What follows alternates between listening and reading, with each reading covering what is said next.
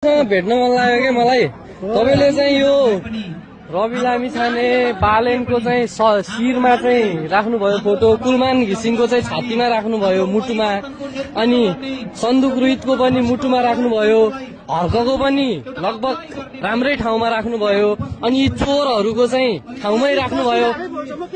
अनि पछाडि फर्किनुहोस् त, अनि सुनिता डङ्गोल र आर्जु राणाको त झन् ठाउँमै राख्नु भएछ।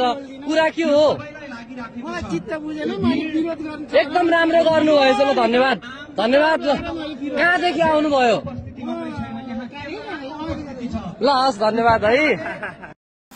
ल यो भिडियो हेरेर तपाईहरुले कसको स्थान कहाँ हो भन्ने कुरा त तपाईहरुलाई थाहा पाइसक्नुभयो होला।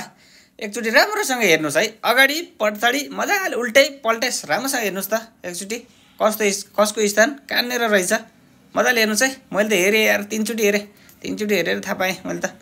ल बाई बाई।